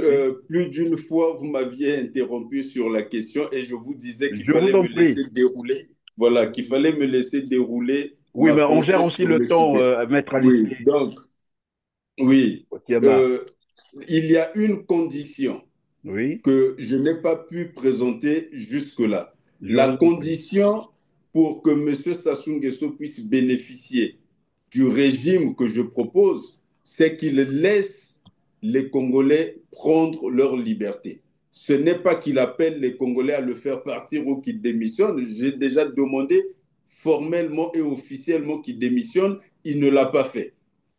Les Congolais prendront leurs responsabilités et j'insiste qu'on doit le faire partir en 2025. On doit le faire partir en 2025. Lorsque ce qui doit se faire pacifiquement pour le faire partir, parce que c'est la nation qui va s'adresser à lui, c'est la nation qui prendra ses responsabilités par tous les mécanismes d'expression pacifique. Si longtemps ces manifestations, si longtemps cet appel, cette expression, et qu'il ne réprime pas les gens dans le sang, à ce moment-là, il sera éligible au régime que je suis en train de proposer, qui est pour moi de protéger l'ancien chef de l'État, de lui reconnaître le statut d'ancien président de la République avec les prérogatives et les privilèges qui vont avec. Cependant, s'il agit autrement, et qu'il signe par le sang la détermination à se maintenir au pouvoir, les Congolais, naturellement, devront redoubler de détermination pour le faire partir, mais à ce moment, le concernant, ce sera la goutte qui fera déborder le vase. Parce qu'il sait qu'aujourd'hui, il y a derrière lui une histoire longue d'infractions pour lesquelles il n'a jamais été interpellé ou il n'a jamais répondu d'aucune façon. La possibilité lui est donnée de se retirer des affaires et de bénéficier du statut de l'ancien président de la République s'il n'opposait pas de résistance violente. Merci, Maître Charles Anissé Poitiers-Amar. Je crois que cette proposition lui avait déjà été faite lors de la conférence nationale, mais il s'est récidivé. Alors, vous êtes en train de parler à quelqu'un qui, en fait, ne comprend que le langage de la violence. Après, je peux me tromper. Ce n'est pas une façon pour moi de faire l'apologie de la violence, mais on connaît l'homme. Qui est-il? Qu'est-ce qu'il a fait? 40 ans, plus de 40 ans a permis aux Congolais de comprendre, d'observer l'homme et de comprendre qu'il est bon. S'il peut accéder à votre demande, pourquoi pas? Ça arrive. Seuls Il les sera mots mis ne face à changent ses pas. responsabilités. Peut-être qu'il va accéder à votre démarche, et cela aussi est possible. Alors, nous allons passer donc à un autre volet. Je reviens donc sur la campagne de répression. Je vous disais qu'il y a également Maître Bob Kaben Masuka qui aujourd'hui se retrouve entre les griffes de ce régime qui l'a enlevé par la CID, séquestré pendant plus de 10 jours en plus. Et on a vu le barreau de Brazzaville monter au créneau, barreau de Brazzaville, barreau de Pointe-Noire. Mais ce que je n'ai pas compris, c'est que le jour où on présente Maître Bob Kaben Masuka devant, voilà, c'est le procureur qui vient le mettre en accusation d'atteinte ou voilà, tentative d'atteinte à la sûreté de l'État. Les heures qui ont suivi, le barreau de Brazzaville a relâché la grève. Aussi tôt comme ça, c'est-à-dire, voilà. Et moi, je voulais comprendre avec vous, quel commentaire, en fait, vous, quelle analyse vous inspire ce relâchement, trop vite même, il faut le dire comme ça, par le barreau de Brazzaville. Une capitulation aussi rapide, une reddition, j'allais dire. Comment comprendre ça? De ce que je sais des suites, des poursuites instituées contre Maître Masuka, je pense que c'est plutôt une assemblée générale du Conseil de l'ordre qui a eu lieu, une assemblée générale de l'ordre plutôt qui a eu lieu et qui a pris cette décision. Bon, C'est moi, la je le dis parce que j'ai responsabilité. vu le barreau de Brazzaville se prononcer en tant que tel. Barreau de Brazzaville, lever la grève, et puis voilà. Non, donc c'est peut-être le barreau qui l'a fait, c'est une information à préciser, mais il est de la compétence du barreau de prendre les décisions concernant la profession dans son ensemble. Donc c'est une décision dont je n'ai pas les tenants et les aboutissants, je ne peux pas la commenter, je constate juste que la décision a été prise, je ne peux pas la commenter. Par contre, en ce qui concerne la personne de Maître Masuka, ce qui se passe me fait penser à la situation en mathématiques qui est attribuée à Euclide, donc ce qu'on appelle la géométrie euclidienne, dans laquelle la somme des angles la somme des angles d'un triangle est toujours égale à 180 degrés. Qu'est-ce que je veux dire par là? Il s'est formé un triangle à Brazzaville qui donne des apparences d'injustice. Je vous avais parlé de l'apartheid ethnique à Brazzaville et j'avais pris pour exemple le ministère de la Justice, où on retrouvait le ministre qui était de la même ethnie. Avant le décès du regretté président Apès, que j'ai beaucoup admiré et pour qui j'avais beaucoup d'affection, les trois juridictions supérieures étaient dirigées par des personnes de la même tribu. Donc la Cour constitutionnelle, la Cour suprême et la Cour des comptes, qui sont les trois juridictions supérieures.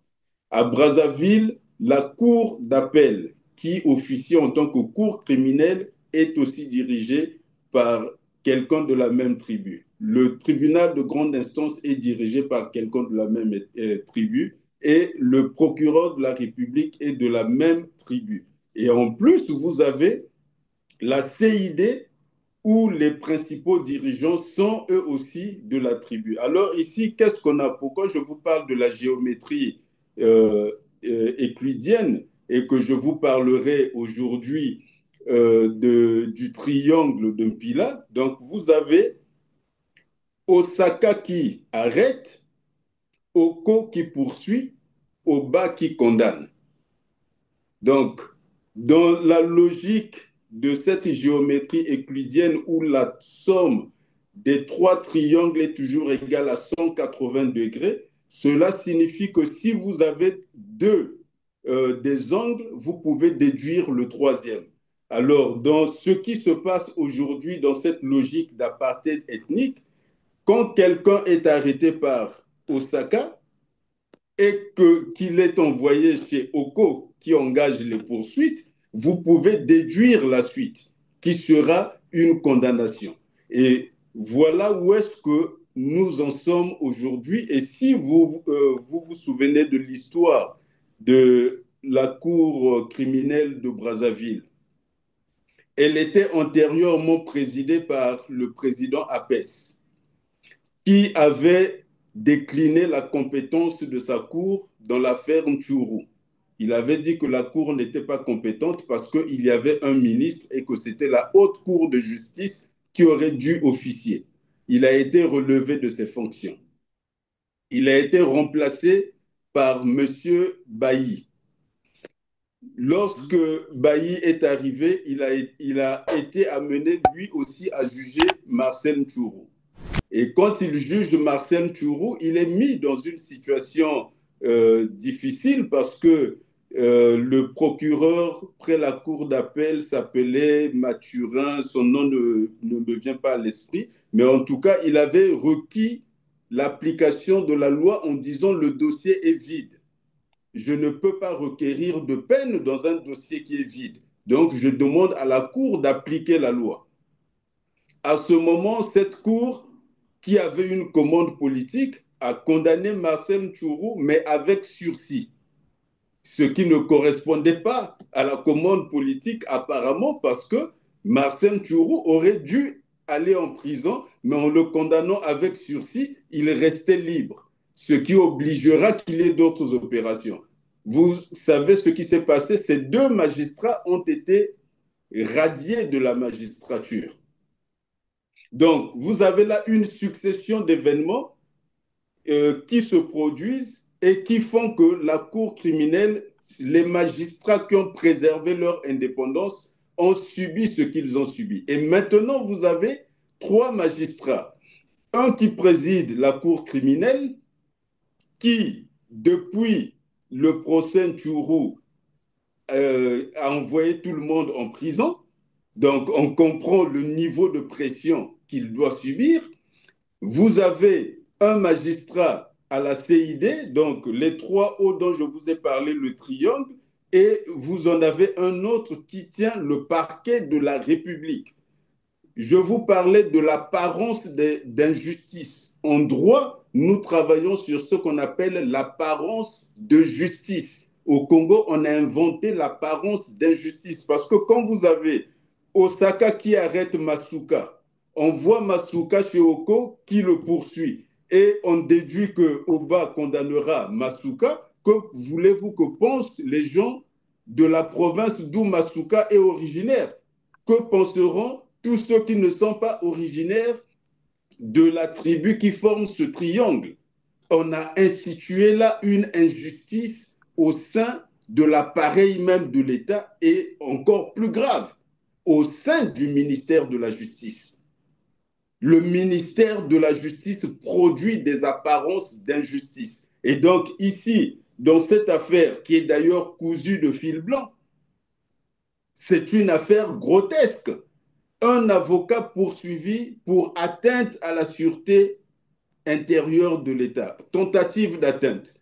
Je vois qu'il y a eu des progrès parce que Okombi et Mokoko avaient été condamnés pour atteinte, alors que les institutions qu'ils étaient supposés avoir renversées sont là et sont les mêmes qui les ont condamnés. Bon, donc, là, on parle de la tentative. Ça nous ramène à l'affaire de... Oui, mais il y a tout de même, il y a tout de même quelque chose qui cloche. On parle de tentative d'atteinte à la sûreté de l'État. Dans le même temps, on entend dire le procureur une procédure en flagrance. Non seulement ça, il parle même des assaillants, c'est-à-dire des gens qui étaient déjà sur le terrain en train de, voilà, d'assaillir. C'est là j'allais dire, le paradoxe dans le langage ou dans la déclaration du procureur de la République Okon Kakala. Mais moi, je voulais d'abord comprendre, parce qu'évidemment, tout à l'heure, vous avez fait un très bon développement d'ailleurs qui nous a servi tous à comprendre les choses en profondeur d'ailleurs, alors que, évidemment, on le suspectait déjà. Mais cette reddition-là, parce que moi, c'est ça qui m'intéresse. Je n'ai pas compris cette vitesse avec laquelle le barreau de Brazzaville a reculé. Est-ce que c'est dû à tout ce que vous êtes en train d'expliquer là? C'est-à-dire qu'ils ont dû subir une pression du très haut pour vite reculer? Parce qu'on parle quand même ici d'un confrère qui se retrouve entre les griffes des prédateurs. Oui, nous avons, c'est une profession noble et elle est assermentée. Et dans le serment que nous prêtons, nous avons un devoir de comportement, d'honneur et de dignité. Et nous Et de avons courage un aussi. code. De courage aussi. Et nous avons, oui, ben, je l'assume devant vous, je pense. Et nous avons un code de déontologie qui nous oblige à la confraternité et au respect des opinions des autres. Et ici, c'est un collectif professionnel. Donc, c'est le barreau qui collectivement a pris une décision. Comme je vous ai dit, je ne peux pas la commenter, je ne peux pas la critiquer. Vous inviterez quelqu'un du barreau, un représentant du barreau pour... Mais je crains seulement que vous soyez le prochain à être relâché par les autres aussi. Hein, on ne sait jamais. Heureusement que vous êtes du barreau de Paris et du Québec. Mais tel qu'on a vu là, ça craint évidemment. Personne n'est finalement à l'abri de cette répression, surtout pas les avocats qui sont au Congo-Brazzaville. C'est un exemple.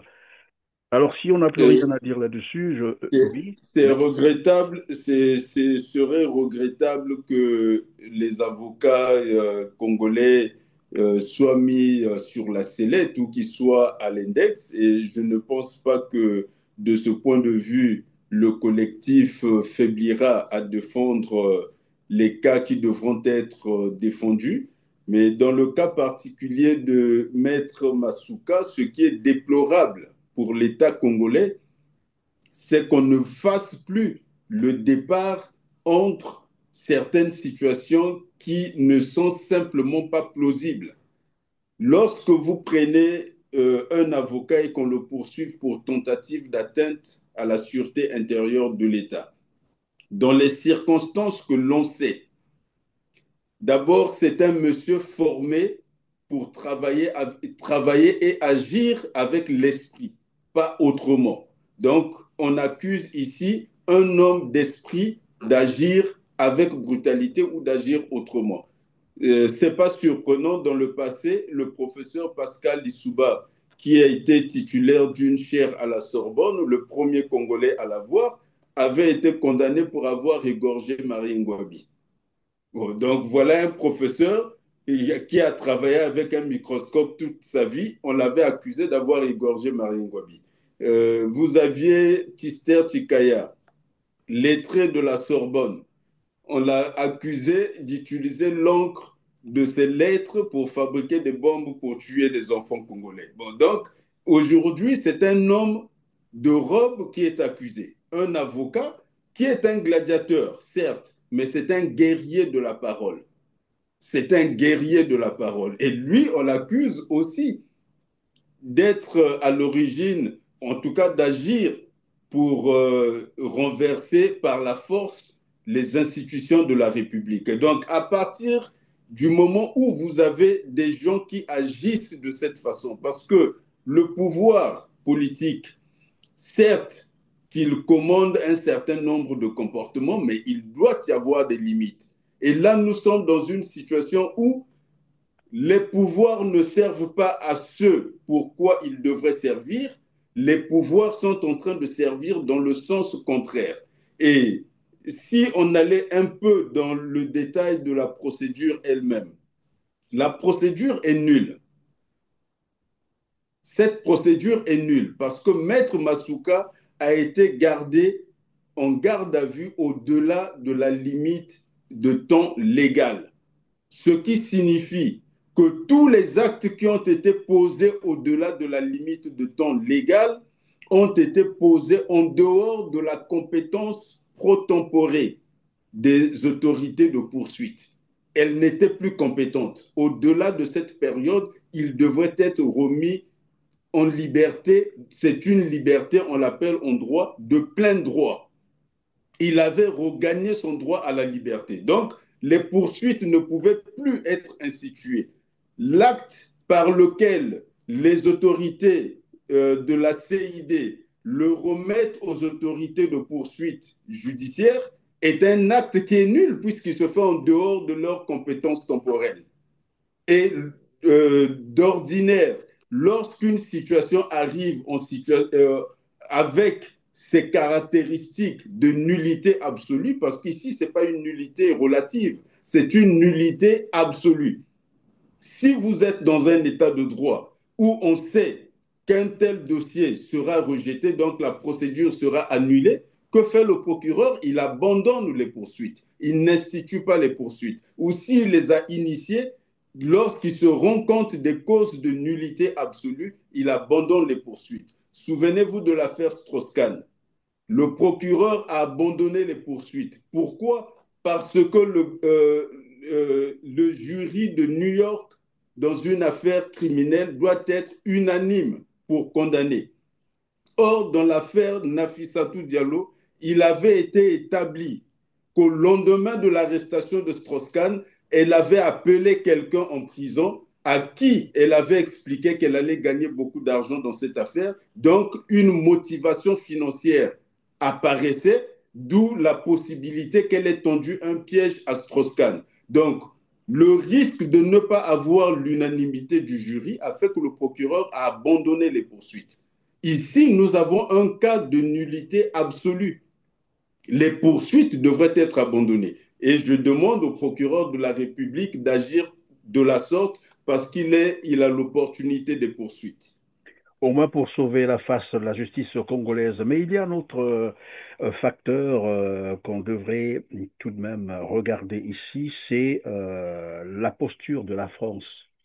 Pourquoi je parle de la France? C'est le premier partenaire du Congo-Brazzaville. Et depuis qu'il y a cette campagne de répression, la France ne dit mot. J'ai suivi ce matin, je ne sais pas si c'est depuis hier qu'il a fait ce post.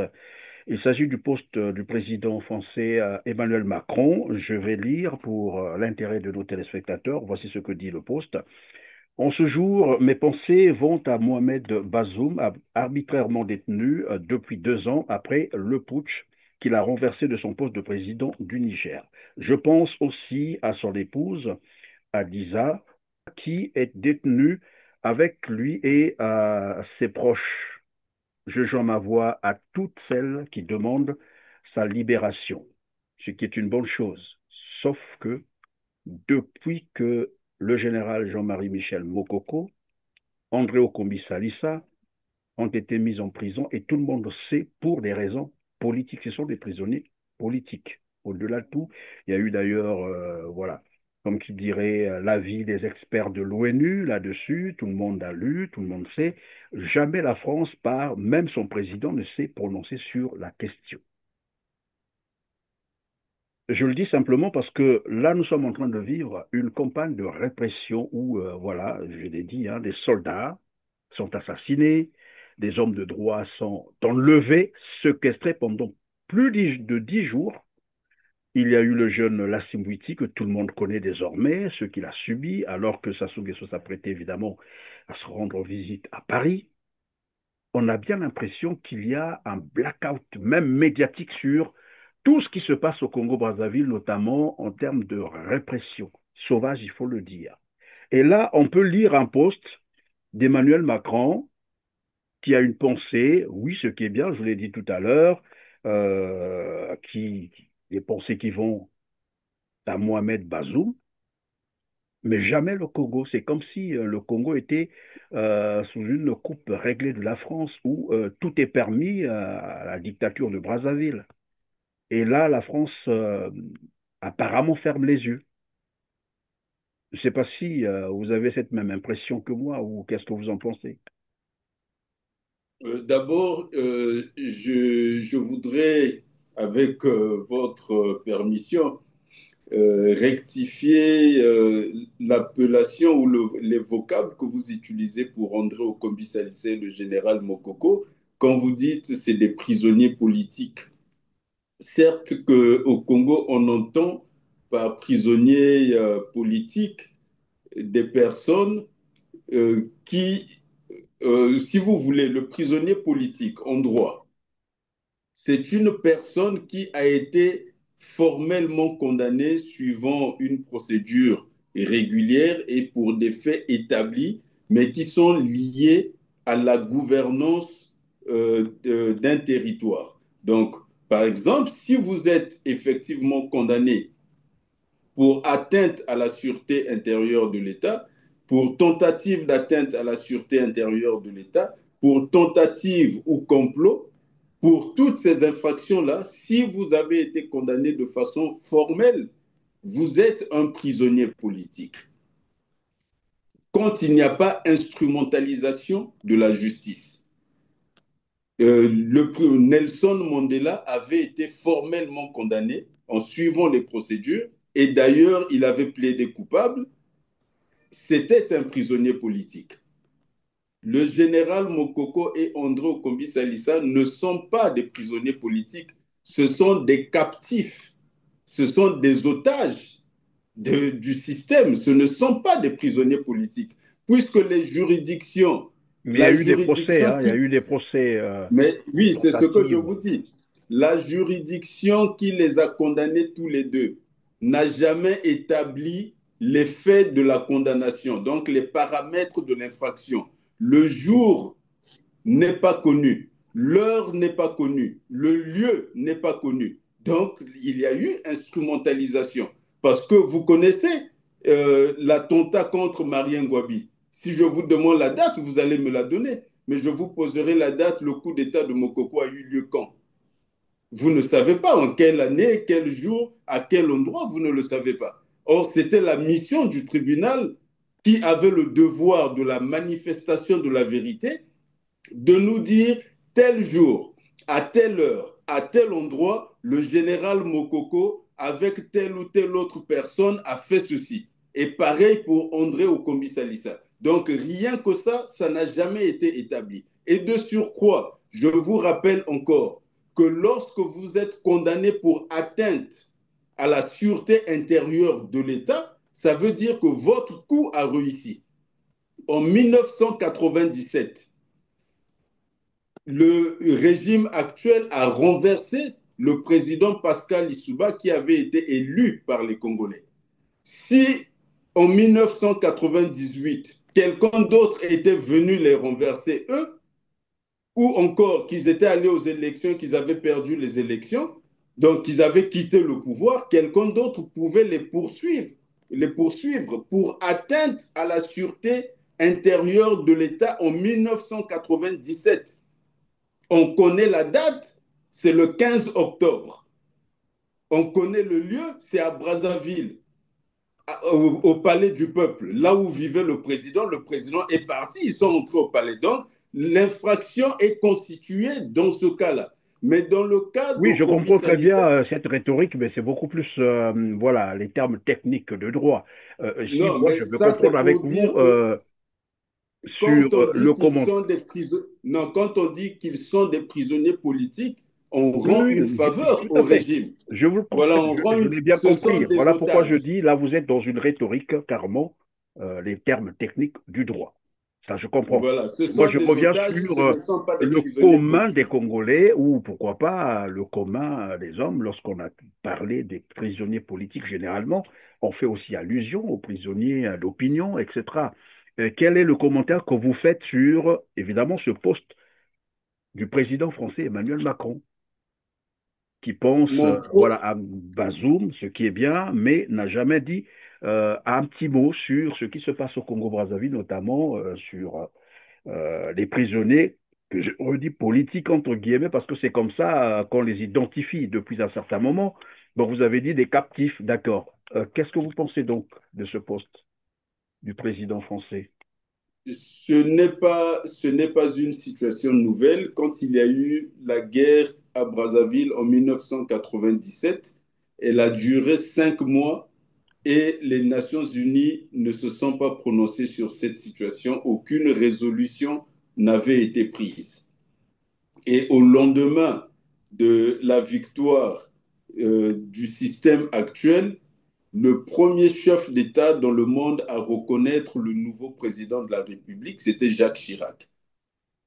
Donc, lorsque vous dites aujourd'hui qu'il n'y a aucune manifestation du côté de la France, je ne suis pas totalement sûr de cela parce que je me souviens quand même que euh, dans les années 2017-2018, il y a quand même eu certains travaux du côté de la diplomatie française pour obtenir la libération à la fois du général Mokoko et de André Okombi Salissa. Mais Non, je vous conseille, c'était plutôt les démarches pour faire capituler le général Jean-Marie Michel Mokoko, parce que son ambassadeur, l'ambassadeur de France, donc je reprends cet épisode que tout le monde connaît, s'est même rendu chez le général Jean-Marie Michel Mokoko pour lui demander de capituler, de reconnaître mais les ça c'est au résultats, lendemain de les faux l'élection. résultats de Denis Sassou Nguesso, bien entendu,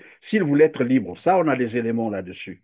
Oui, ça c'est au lendemain Donc, de l'élection. Mais quoi qu'il en soit, on observera que ces dernières années, il y a eu une inactivité de ce point de vue.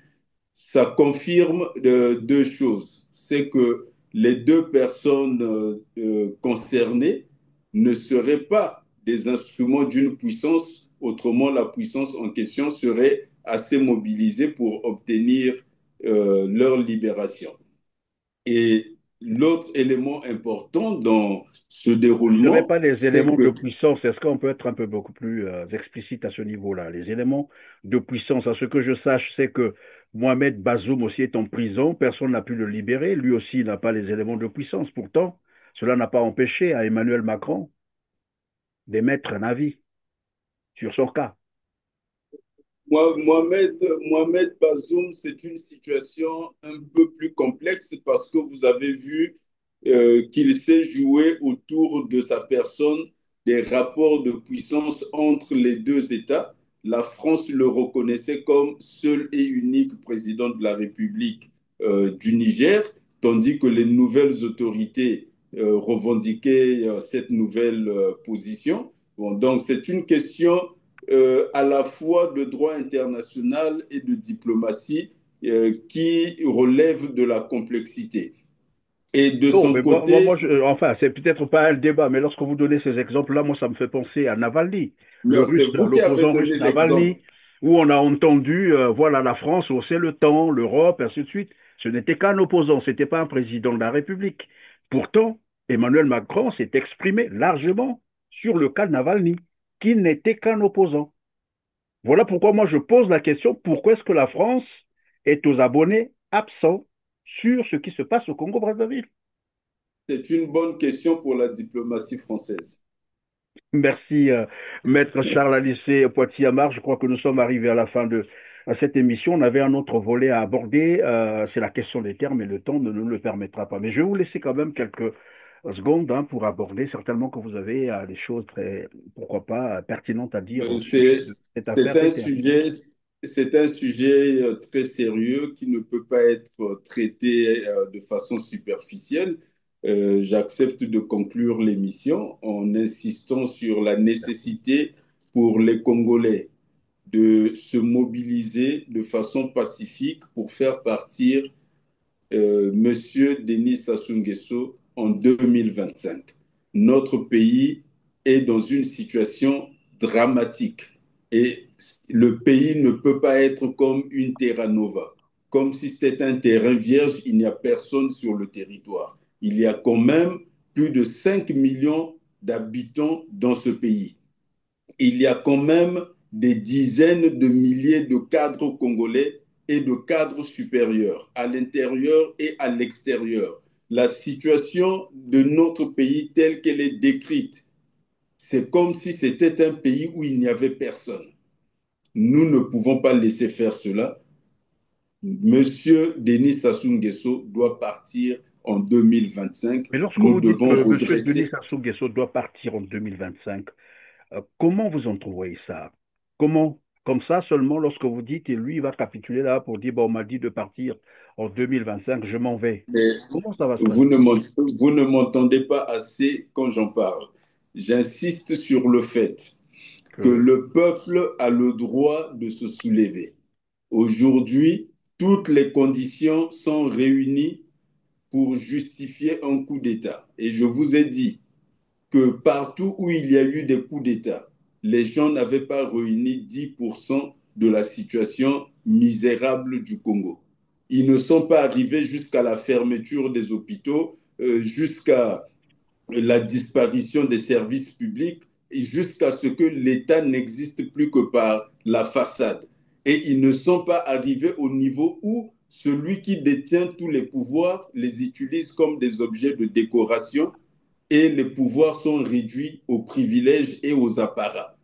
Ils ne sont pas arrivés à ce niveau-là, ils ont procédé tel qu'ils ont procédé. Et j'insiste que je suis contre ce procédé. Par contre, je suis favorable au soulèvement du peuple congolais parce que le soulèvement est un droit absolu de tous les peuples dans le monde. Et lorsque la situation devient urgente, le soulèvement devient un devoir. Et ma voix ira toujours dans ce sens-là. Monsieur Sassou Nguesso doit partir en 2025. Nous devons fonder une nouvelle république et redresser l'État.